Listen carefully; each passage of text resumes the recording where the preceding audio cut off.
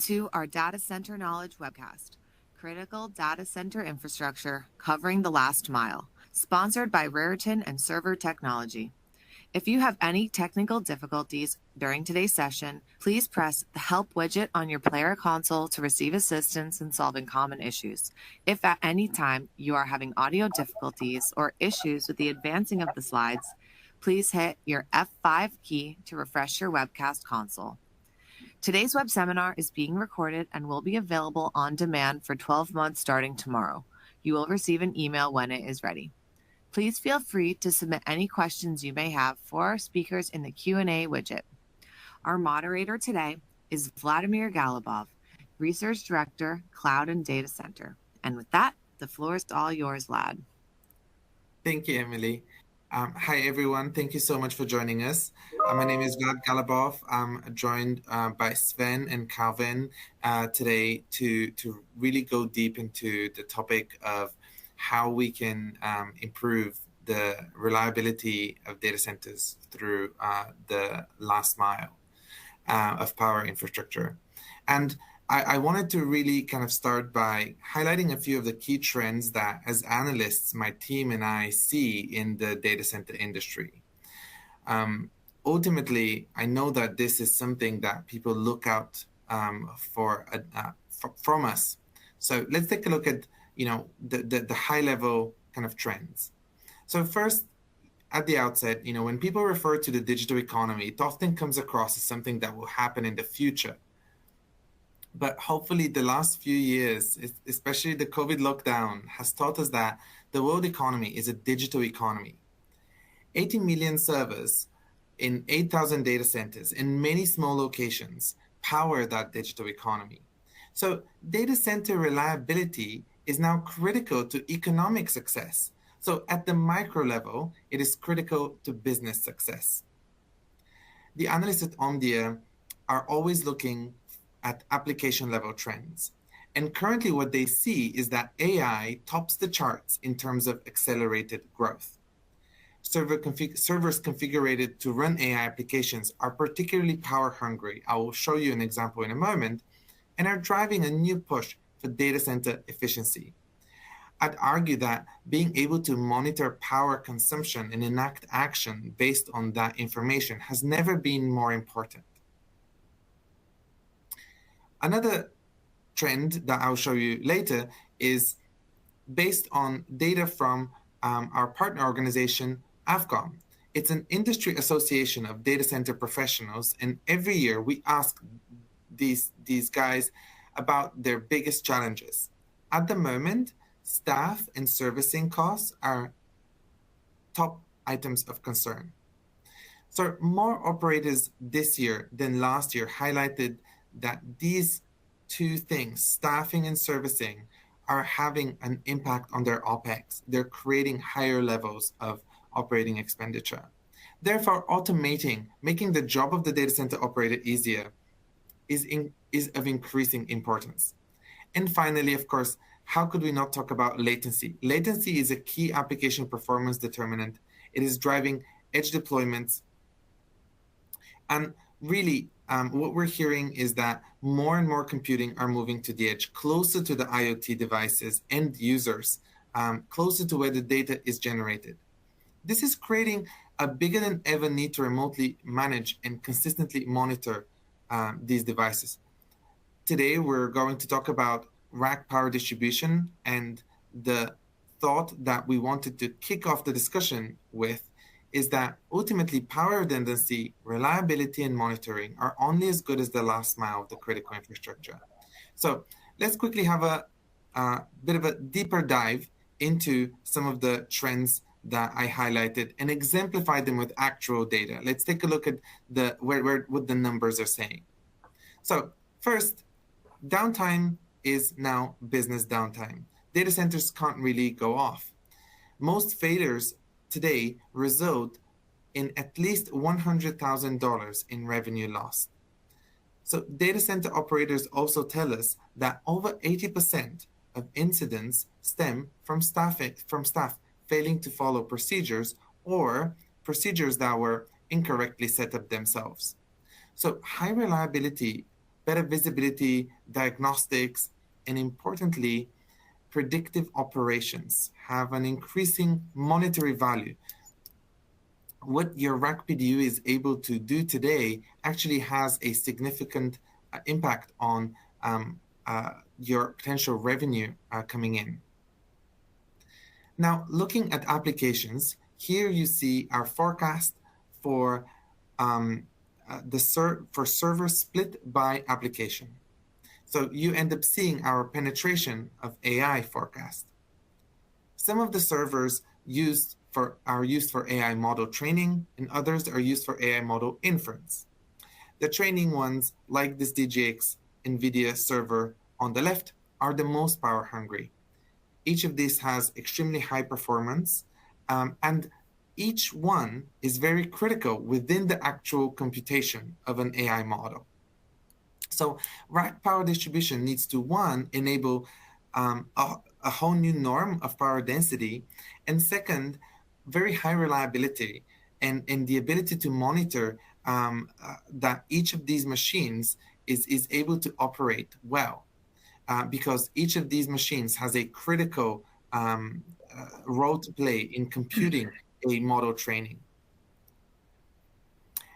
I mentioned that data center operators who are members of AFCOM give us their thoughts every year. When it comes to increased OPEX, this year, service costs, staffing came on the top. Nearly 80% of the data center operators that answered AFCOM's State of the Data Center survey highlighted those two. And what we saw is that when it comes to staffing challenges, multi-skilled data center operators were the hardest to find. So predictive operations, data, and diagnostics are key to addressing these challenges, and as a result are becoming key to enabling a cost-effective data center and higher margins. While we had the attention of the data center operators who are members of AFCOM, and by the way, this includes Oracle, Johnson & Johnson, Bloomberg, many financial institutions and government agencies, we asked them about edge computing. They said that they will place computing and storage equipment at more and more edge locations. This is driven by a requirement to reach a close to 10 millisecond latency. So we asked them about their latency requirements, and 48% of the respondents to AFCOM's annual State of the Data Center survey indicated that 9.9 millisecond is the acceptable latency time. The average is what I've put here on the slide, is 13.1 millisecond, which is pretty close to 10. By comparison, a few years ago, when I look at 2017, when the concept of edge computing was first coming up, we really were looking at 12 milliseconds. So in essence, how distributed resources are has increased because realizing the value of edge computing means that you're able to really execute actions that otherwise could not be done through a central data center. One example is being able to provide motion control on IoT devices in smart factories. The required latency for motion control is 5 milliseconds. So clearly, this is reaffirmed by this survey.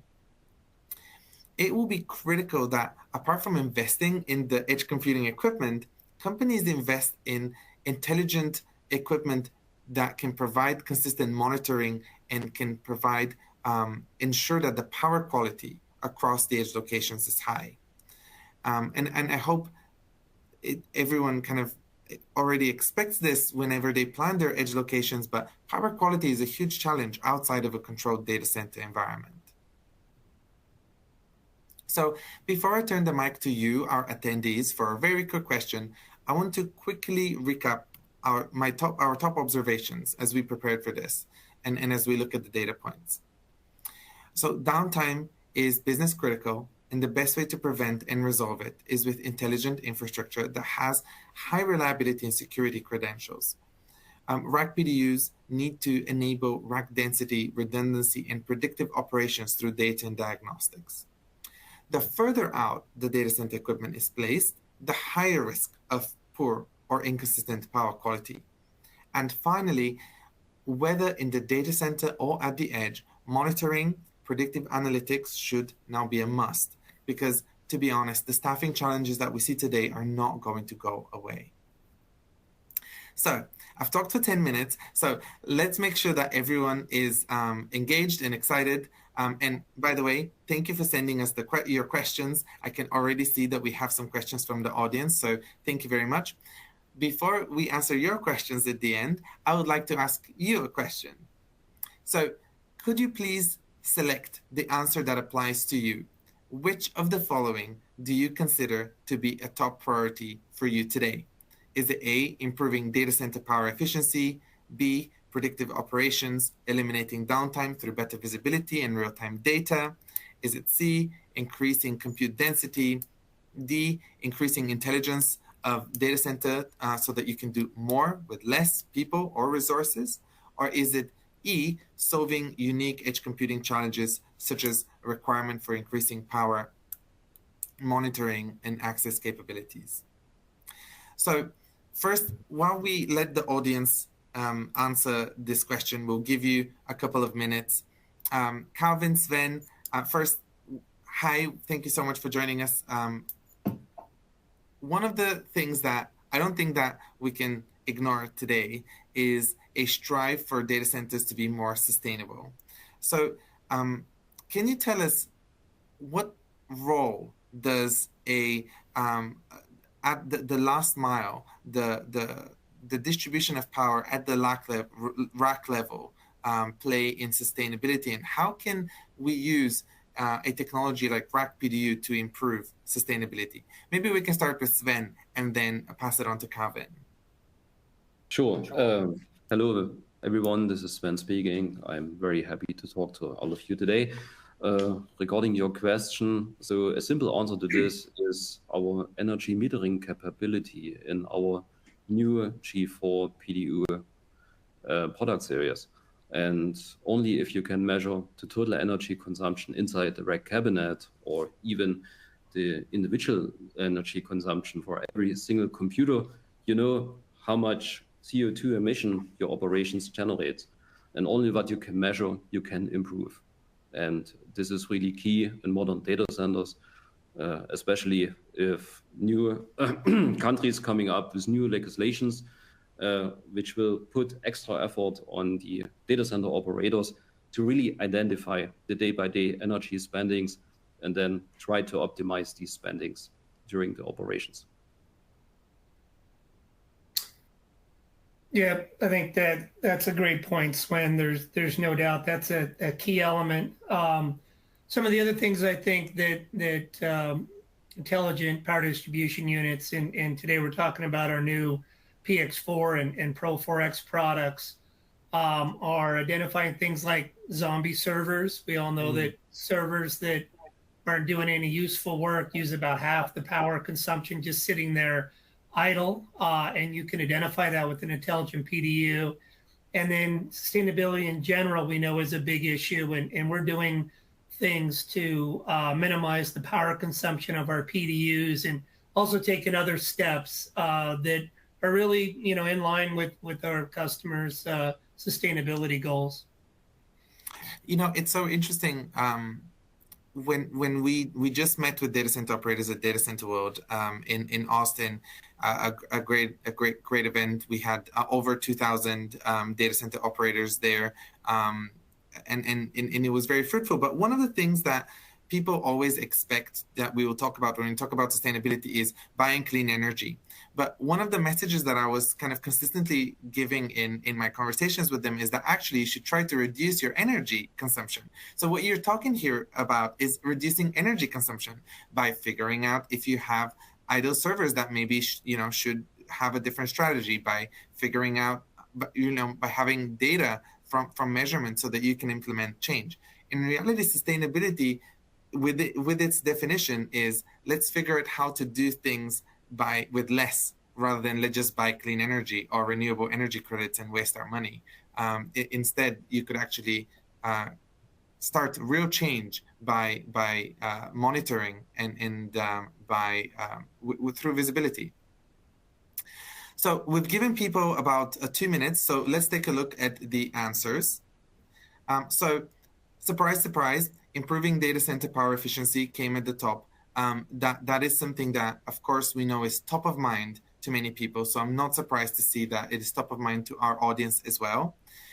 Predictive operations, eliminating downtime through better visibility and real-time data came second. Of course, this makes total sense, right? At the moment, especially Sven, you know, for us in Europe, the power of energy is, the cost of energy is so high that it's really impacting the bottom line. And of course, every time there is a downtime, we earlier said $100,000 in revenue potential loss. So do these answers, I guess, surprise you? Maybe Calvin, you can comment first.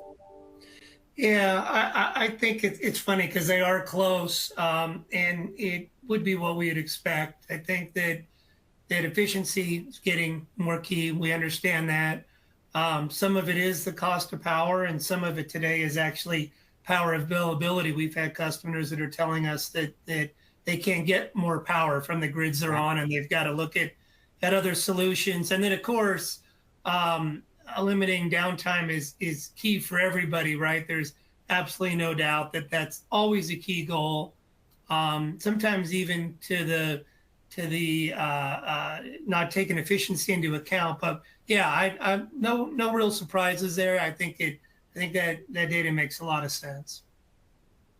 Yeah, I can confirm this. And on the new generation 4 PDUs, we have also implemented features to deal with this sheer amount of data we can measure with the PDUs, because in the end, we don't want to overload the operators in the day-by-day job. So what we can do is we can implement intelligent filters, we can pre-compute the data, and we only send alerts and warnings out to the operators when it is really needed. And this is a difference compared to standard PDUs. Intelligence PDUs have to pre-compute such data in order to use them as a useful tool in daily operations. So, Calvin, I think the second kind of piece, it's very related to what you're able to do with your new generation rack PDUs. So, why don't we kind of pass the ball to you, and maybe you can walk us through some of the features. Absolutely. So one of the key goals, and Sven is referenced it a little bit, obviously, is continuous real-time monitoring. And we're going to do that with power information. And we're also going to do that with some new power quality metrics that are very unique to the industry today. But some of the other things, and we're not going to be able to cover everything that this product does or these product series does today, but is really some power diagnostics information. And again, it's tied to uptime, and it's tied to really making our customers' lives much easier. So I thought I would take a couple use case examples here and go through them. So one of the key ones is really the breaker trip detection. So any PDU that's rated 30 amps or above is required to have overcurrent protection devices or branch circuits within the device, and they're typically either fuses or breakers. When a branch circuit is tripped, in many cases, if there's not a review of the trip curves between that and the breaker upstream, whether it's an RPP or a busway system, in some cases, you can even get the upstream breaker to trip, which can be very dangerous because you may have issues with losing the whole PDU. But let's just say that the branch circuit's overloaded and the breaker trips, and you get an alert from the PDU that lets you know that that's happened. It can be a difficult situation, especially if it's remote or at a colo. But even in a data center, it deals with power. It requires smart hands. So typically somebody's got to go out to the cabinet. They've got to determine the branch circuit that actually failed. Typically what they would do is they would unplug everything from that branch circuit. Then they would retrip the breaker, reset the breaker. Then they would start to plug in devices, and then they would understand which device or which outlet actually had the problem. And then they would have to deal with the problem. Well, with our new diagnostics today and an intelligent PDU like the Pro 4X and the PX4 that we're talking about, we can tell you it was outlet 12 Therefore, you know the device and you know what caused the problem. So you don't have to take all that time to figure out which outlet or which device was the problem, you know, instantly, and it shows right up on the interface or the GUI as part of your alerts of what's going on. So the idea would be that you can easily solve these problems, much more solved easily if it's a remote application or an edge application, Vlad, like you've been talking about, but really just save significant time with our customers in really working through this type of problem. So not only with our diagnostics and with these use cases, we know that these are common issues with our customers today, and something that we've identified as a way to really help our customers out. Secondarily, one of the other problems that's fairly common within the industry is looking at where I would like to install a new device. So I've got a new server. I need to know where to put it. You know, I really need three things. Ultimately, I certainly need to know that there's cooling available. I need to know that there's power available. And obviously, you need to look at use space as well. But that can be a very daunting or sometimes manual process. Also, it's key that though we can tell you the power consumption at a particular point in time, what's really important is looking, let's say, over the last year and understanding your absolute worst case of both temperature and power consumption. And with our new min-max feature, we can let our users know what the greatest power draw was in that cabinet over, let's say, a year's period of time, and what the worst temperature is. So if my max consumption or worst case is Black Friday or whatever happens to be, we can go back and we can look at that. And so now when you're installing that new device within the cabinet, you really have some assurance that not only at the individual point in time, but actually looking holistically over the last year, I'm very comfortable knowing that I do have cooling overhead and I do have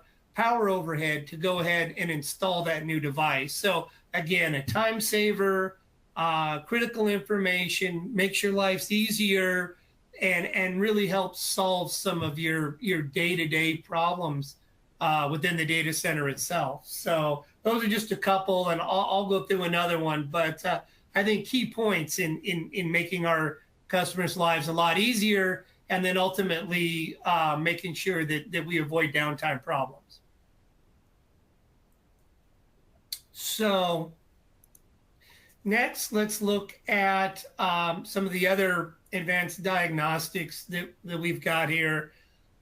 What's interesting about these is, again, it's unique. There's nobody that's doing this in industry. What's also unique is that we can automatically trigger these events based on certain things like the branch circuit breaker tripping. We can also look at it automatically for dips and swells. And then we can also look at it for current inrush, which I'll talk a little bit more about, which is still a problem today. And we'll talk about that in a little more details. But what's interesting, and it gets back to, I think, something Sven alluded to earlier, and kind of an old thing from the green grid, was you really can improve what you're monitoring, and whether that's power or power quality, or understanding if you've got a power problem, like capturing the waveform here, which is current and voltage, we can give you that type of data. What's amazing about it, it's continuous and real time. So if you suspect you have problems, you don't need to go out and purchase a separate meter or do anything like that. We can give you that data instantly. And we can also, if you want to look at, say, the waveform at the in-feed of the PDU, you can manually capture that as well. And then, of course, this information is available on the GUI or as part of the API. So it's real-time data. The images are stored within the PDU. It's FIFO, kind of first in, first out. But this is key information and understanding I had a problem. What was the problem?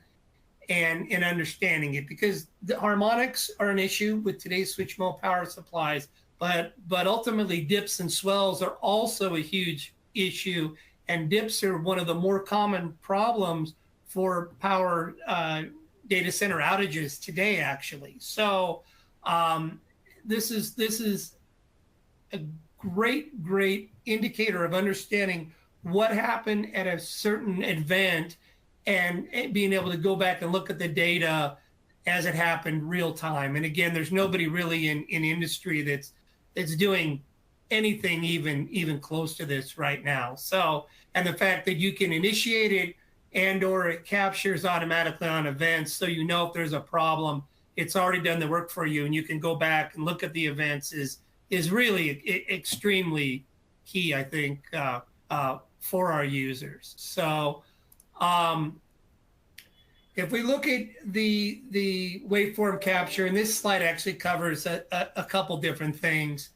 One is that as relays are turned on, and you're looking at things like current inrush, we also have a feature within our products where we want to make sure that when the relays are turned on, that we maximize the life of those relays. And fairly unique feature that I believe we've patented is that we will switch on the relays at the zero crossing, and that really limits the amount of power that the relays are seeing. It extends their life. It also makes it easier on all the components within the PDU itself. So we actually will do our switching at zero crossing, and we will also look at the current inrush as the PDU is started up and the relays are switched on. And that does a couple key things, really. One, understanding a current inrush problem, and if you've got one or not, and then how you manage it by the order and how you cycle on the relays is really key. And you were talking about the high density and the high wattage on the power supplies today, and that really all ties together as part of that functionality. Also, you could use it to understand maybe you don't have a current inrush problem, and whether you'd want to use a switch PDU or maybe not want to use a switch PDU.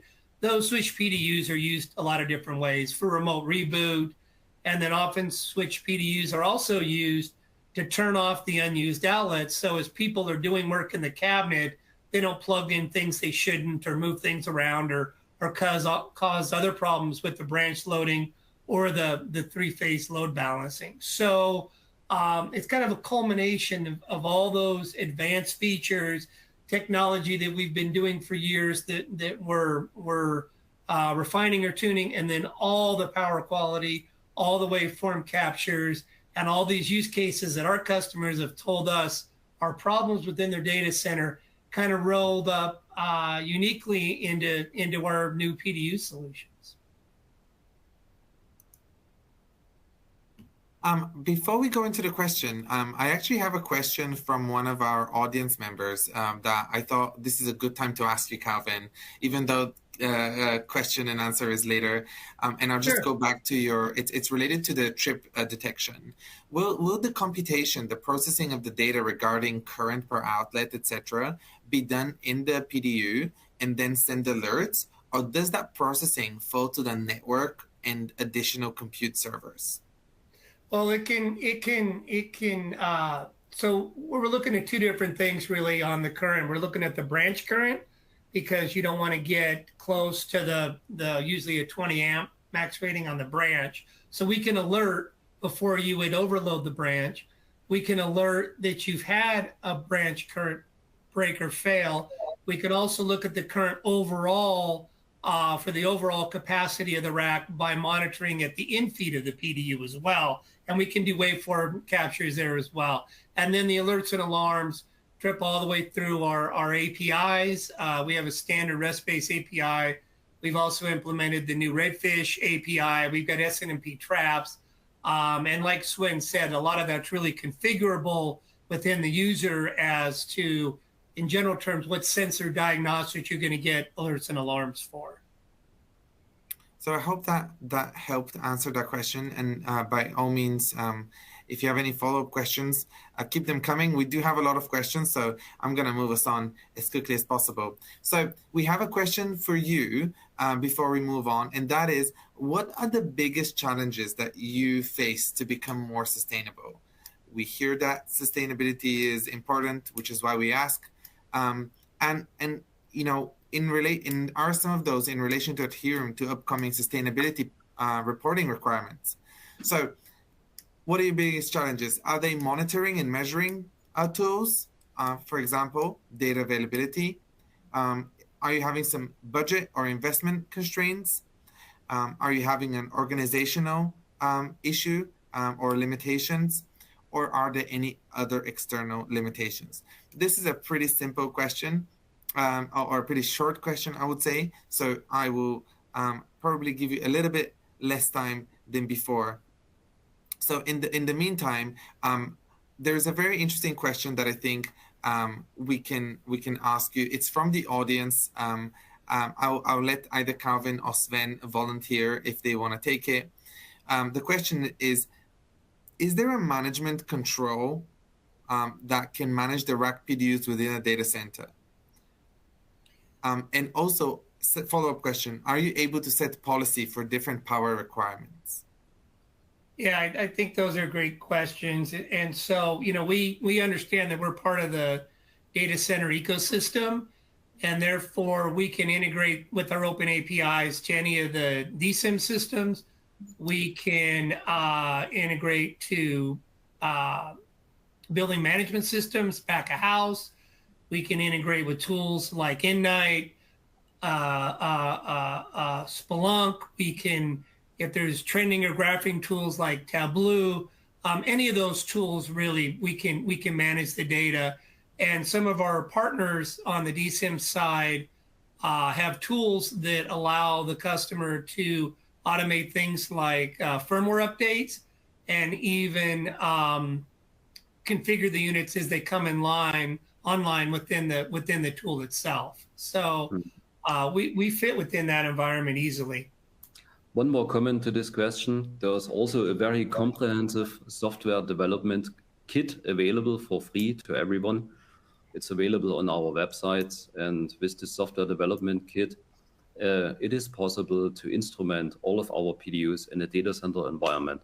Some of our DCAM partners are using the SDK to implement the protocols our PDUs are talking. And besides the standard SNMP protocol or the latest Redfish implementation, we have also an extremely powerful REST API implemented. And the SDK provides a lot of language bindings, including C, C++, or also scripting languages like Perl or Python or JavaScript. So I encourage all of you who are more interested in this instrumentation of our PDs, look on our website and download the SDK with a lot of examples how to utilize it.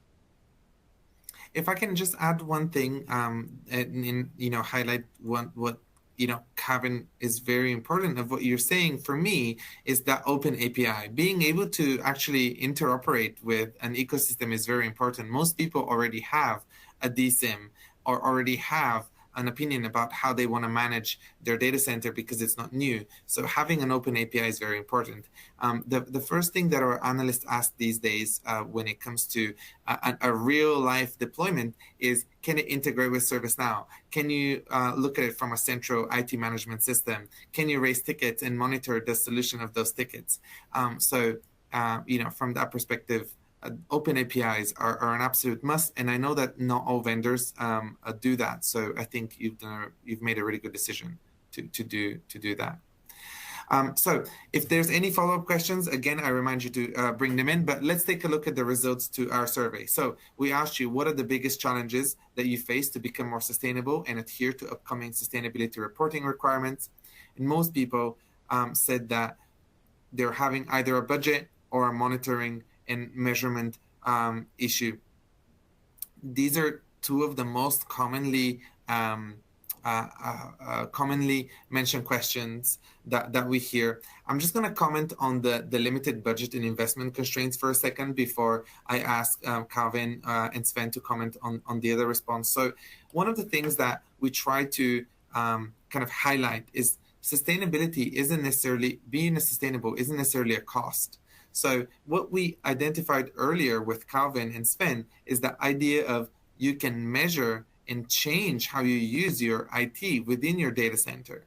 So I think being able to optimize the power consumption of of servers when they're idle, being able to change when you compute different workloads to actually save money at peak times. These are some of the really kind of key strategies that are available. So to me, being sustainable is actually a saving, can be a saving program, a program of how to spend less on power, because power is so expensive today. Calvin, Sven, can you please comment on the kind of monitoring and measurement tools? Does that surprise you? You know, is that something that you hear from people a lot, that they need, you know, kind of more data? I don't think it's a surprise at all. I don't know what you think, Sven, but I mean, that was really the driver for a lot of the new metrics within the products that we're offering now. Yeah, exactly. We spend a lot of effort to implement better monitoring and measurement features and tools into our PDU firmware stack. And so we clearly listen to our customers, what they needed, and we specified the new G4 PDUs. And I think the result is very clear, and we have a lot of features available in this area. So why don't we, as you have the mic, perhaps kind of ask you, Sven, to highlight a few more of the features that we haven't touched upon yet. Sure. As I said earlier, Legrand and especially our PDUs, vendor brands, Server Technology and Raritan have always spent a lot of engineering efforts to implement advanced energy metering and monitoring features in our PDUs. And with the release of the new Generation 4 PDU product series, we have completely renewed our embedded energy measurement architecture.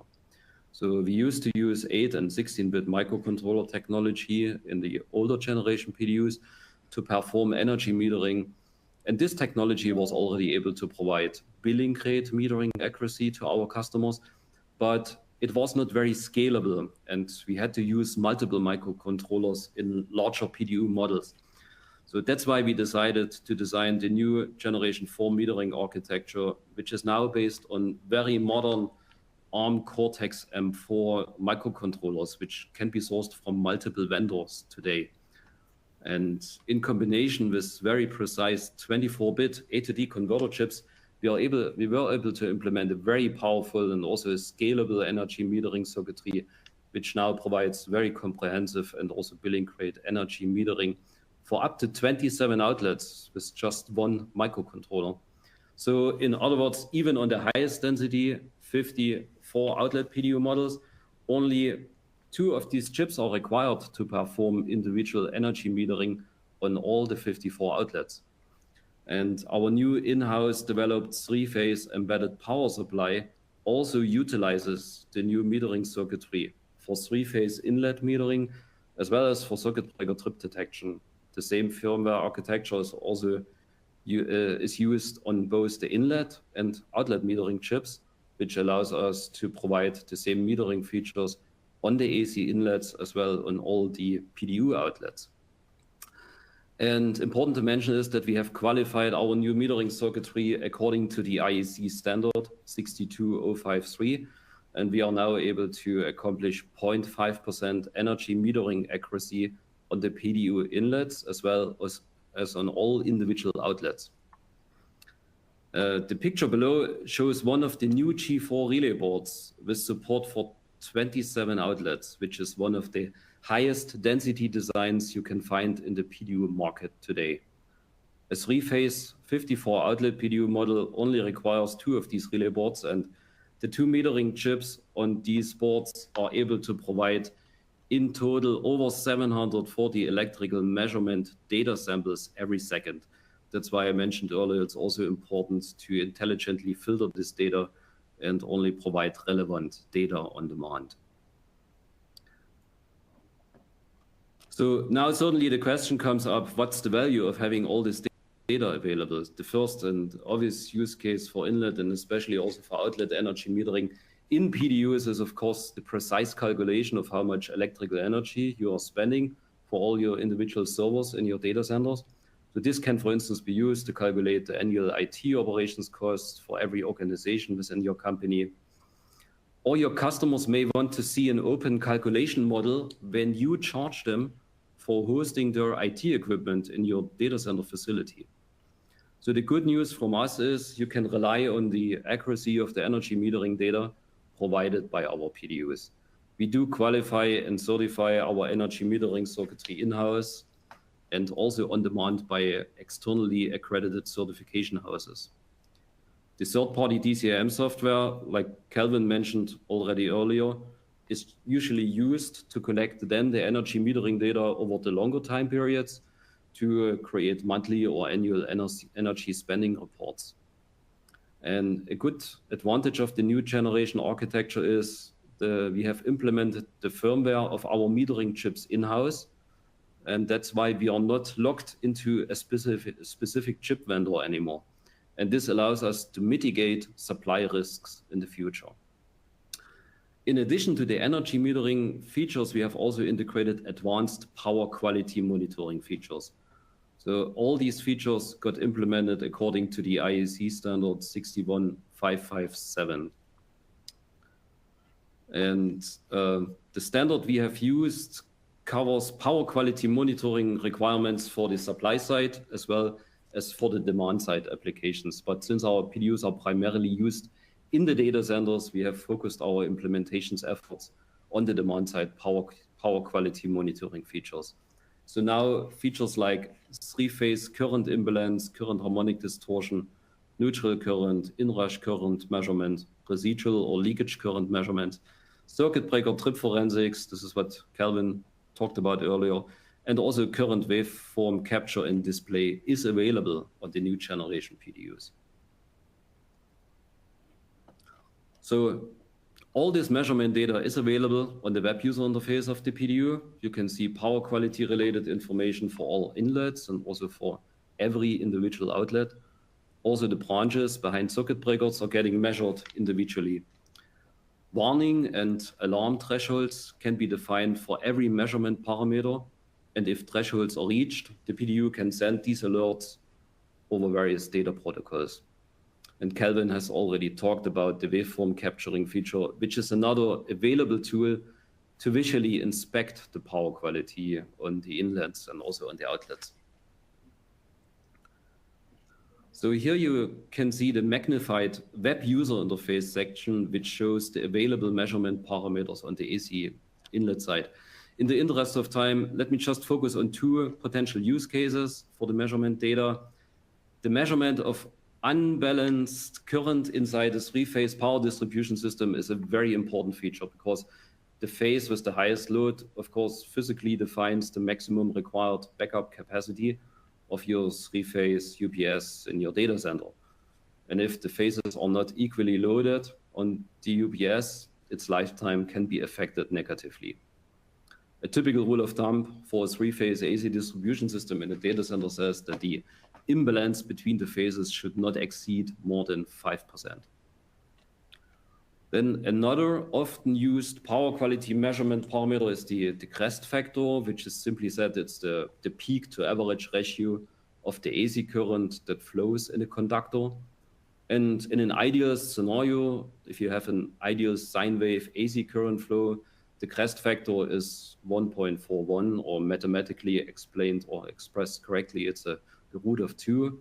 And any variation, smaller or bigger, identifies a harmonic distortion of the AC current sine wave. So AC current sine wave distortion usually comes from switched mode power supplies, which are not working normally anymore. Inside these power supplies, you can find big capacitors for the energy storage. And when these capacitors are getting older or getting exposed to hot ambient air for a too long time period, they are losing their storage capacity over time, which leads to an aging effect and eventually to a power supply failure. So in other words, this crest factor is a good indicator for IT loads with 40 power supplies, and you should then schedule a replacement service soon. We have also implemented another more advanced indicator for the same use case, which is called the current total harmonic distortion parameter, which is available as well. Usually very expensive measurement tools like tools from Siemens are able to measure crest factors or THDs only on individual load levels. And with our new PDUs, you're getting these very useful power quality indicators more or less for free. Yeah, here you can see a complete overview about all available electrical measurement parameters in our PDUs. It shows the parameter units, its availability on inlets or outlets, and the accuracy for each parameter, and also the relevant IEC standard behind it. So we have implemented an automated test suite to qualify our metering circuitry, and this test suite is available in different locations at Legrand to ensure the highest implementation standards across all of our engineering teams. And with this test suite, we are able to generate test reports similar to the reports from third-party certification labs. Our automatic test suite utilizes and instruments very expensive equipment. Here you see the highly accurate current and voltage reference source that we're using from the company Fluke. And on the right-hand side, you see a snapshot of our automatically generated test report for all the measurement parameters. And yeah, with this slide, I would like to finish this topic. Thank you. Thank you, Sven. And look, we have been overwhelmed by questions. I do a lot of these, and I, to be honest, have not seen such an engaged audience for a while. So instead of wasting time with kind of recapping conclusions, I'd like to move straight into the Q&A. So leave this conclusion on the page while I ask you some of the first questions. Now, if we don't get to all questions, we will answer all of them on email. So please do not worry. You will not be forgotten. Especially some people have multiple follow-up questions one after the other. So don't worry, we will absolutely answer yours. So let's start with question number 1. With overhead busway power distribution, the available fault currents are getting very high. The rack PDUs seem to have low rating of 5 to 10K AIC. What solutions do you have when fault currents are 25, I'm guessing KA at 208 or 120 volts? Well, typically the KIC rating of the breakers that we use within our PDUs are 10 KIC. Mm-hmm. You also have to size the upstream breaker proportionally to the breakers within the PDU itself. In general terms, if somebody wanted a very high fault current for an overcurrent protector, then they would go from a breaker to a fuse, which has 100 KIC rating. But that's a very detailed and very long discussion that I don't think, Vlad, we're gonna be able to cover here. So let me comment on this. Sorry, go ahead, Sven. Yeah, let me comment on this. Just one quick more comment. We have released 2 new products. There's the Pro 4X and the PX4.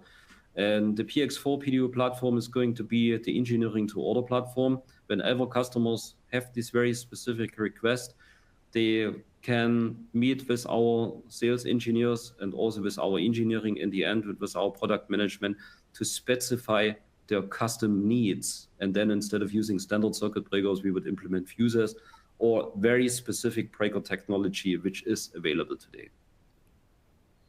Excellent. Yeah, that's a great point. Roughly about half our revenue on the PDU side is a unique or somewhat custom solution for our customers. So that's a core competency for us to be able to design, get through agency, and build unique PDU solutions and do it within a pretty reasonable time frame. So let's move on to, there's a few questions that have all kind of come related to monitoring. So I want to make sure that we are actively kind of addressing them. So in a room of, as a practical question, so in a room with 200 racks, dual PDUs per rack, trying to understand how this will impact the network if we're going to try and implement that extended monitoring. So what will be the impact? Is there a huge impact, basically, that monitoring load on the network? Because our attendee is concerned about, the impact that this could have on the network and also on the TACAX server. Yeah. So first of all, in a classical environment, you have a central DCM software available, which nowadays constantly pulls data from all the distributed PDUs. And our PDUs would by default not send out any data on its own, right? Unless you have a DCIM software which supports modern APIs. But in such a scenario, which just got described, you usually also have a dedicated infrastructure network in place, and the PDUs are usually connected to this dedicated infrastructure network.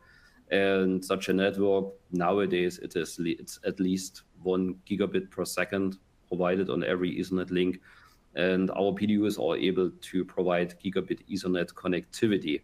So from our point of view, bandwidth concerns are not there, and usually you should really design your infrastructure network so that you have gigabit connectivity available to all the PDUs. And only then you can really max out all the features on the latest generation PDUs. Of course, like I said earlier, there are a lot of filters available, and you will only get the data you're interested in once you have configured the right filters in every single PDU. So Sven, just to recap, because one of the follow-up questions is how do we predict the right kind of network load? Is the suggestion to kind of actually analyze which are the data points that you care about and only to collect those? Yes, that's the general way to do it. Don't really submit all the raw data to your DCIM system, because this will get overloaded if you would do it. And like I said earlier, there are so many data points you can measure with our PDU, but you really have to optimize it for your environment, for your facility. And this is where consulting comes in from both DCIM and also from us, the PDU vendor. And we can, of course, provide bandwidth information if we would simulate a certain behavior of a PDU. That really depends on the use case. Okay. In terms of kind of data retrieval, so one of your advice was choose which data point to take. One question that we have, it's a follow-up question from the same attendee, is what about the frequency of when you kind of take the question? Do you take the data? Do you have any advice on whether people should have a continuous stream of data, or they should perhaps get data from the PDU every 15 minutes? Yeah. Is there sort of a time series planning that should be done? Yeah. So for very accurate energy metering applications, it's extremely important that the PDU can constantly measure current and voltage and precisely calculate the energy, the power and the energy based on this data. But the PDU should also be able to buffer the results of this calculation over a certain time period. Our network controller is able to buffer this data for a certain amount of time, which allows a DCIM system to receive a chunk of measured data at once. So you're not losing metering accuracy if you only pull the PDU for after, let's say, 1 minute or so. And this is possible. You don't have to constantly stream all the measured data into a DCIM system, because the PDU is able to buffer the data. And Sven, with that same feature, if there was a network interruption, you don't lose any data either, right? Right, that's correct. And again, that really depends on the real implementation, on the DCIM system you have in place, on the type of protocol you are using. classical protocols is SNMP version 3, but the more modern DCIM systems also support our REST API so that they can talk with our PDUs in a more sophisticated way and not rely on SNMP. We have also implemented the latest protocol, the Redfish protocol for REC PDUs. This also helps to optimize the communication between all the distributed PDUs and the central DCIM software. I guess one kind of topic I'm not surprised that has come up was around kind of remote monitoring features. So could you maybe kind of give us a very quick walkthrough? I understand that we don't have much time on how challenging it is, or how easy it would be, maybe is a better question, to in what data is available in terms of remote monitoring of devices that are connected to your rack PDUs.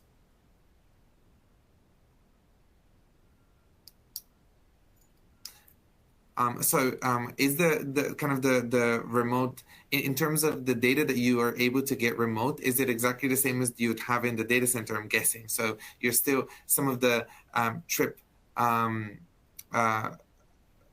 data use case that we saw, the breaker trip detection, I'm guessing that is available whether it's remote or whether it's in the data center, for example. So just curious on these features, is there a difference whether you're in the central data center or at the edge? Yeah, that doesn't really matter. And I think you mentioned it earlier a little bit, Vlad, that what we're seeing is that whether it's a colo or a warehouse or whatever, typically you're going to have, in a lot of cases, more power quality challenges, let's say. In some of those applications, we see a lot international. And even in regular data centers today, you can't really be assured that there's two completely separate, power grids with delivering clean power. And so these continuous metrics that we're providing give our customers the ability to understand if they are having problems. Those problems often result in heating, they result in data loss, they result in server power supply failures, and they can do it with the devices they've got themselves. They don't need to go get a meter like that Fluke meter that Sven showed earlier and then try to install it in the cabinet and capture this information. It's all done within the PDU itself. It's all continuous. It's all in real time, and really can help them track down those types of problems with the devices, really no matter where the application is. Some of our customers also provide solutions to their customers, and when they get on site, in some cases, those solutions are in the data center or they may be in a different location. So they're very much concerned with the power quality because it's their racks or systems on another customer site, not necessarily in the data center. So if we look at cloud solutions and other things that are being provided remote, but still on site, this is a way to diagnose and really help with those problems as well. So it's kind of multifaceted, but it helps with those issues. One more comment from my side on this. Every new modern PDU comes with a local LCD display where you can get the most critical information, especially if thresholds are exceeded for certain measurement points. But what you can also do is you can use an iPhone, iPad, or Android phone connected to the local USB interface of the PDU, and then you can get access to the web user interface over this mobile phone or over this tablet without having an IP connectivity available. And this is a great feature, especially for technicians which have to perform some work on site directly on the rack. Well, thank you so much for this. And there's so many features that we didn't manage to get into. I had pre-warned the team here that we're going to be asking Calvin and Sven about stuff like cybersecurity, for example, and other features that they've added to this new generation of rack PDUs. But the best thing that I can suggest is you can see Sven and Calvin. Now, hopefully, you're familiar with them because we've spent an hour together. You can, we will answer and follow up anything we haven't been able to get to on email. But by all means, stay in touch. And thank you so much for your attention. Thank you for your time, Sven and Calvin. And thank you for everyone for joining us. I hope that this is just the beginning of a continuous discussion. So have a lovely day, and thank you for your time again. Bye. Thanks a lot. Bye-bye. Thanks, Vlad. Before we go, I'd like to once again thank Raritan and Server Technology for sponsoring today's event, as well as Vlad, Calvin, and Sven for the very informative discussion. Just a reminder, the seminar will be available on demand starting tomorrow, so please feel free to come back and review. Have a great day, and thank you for attending.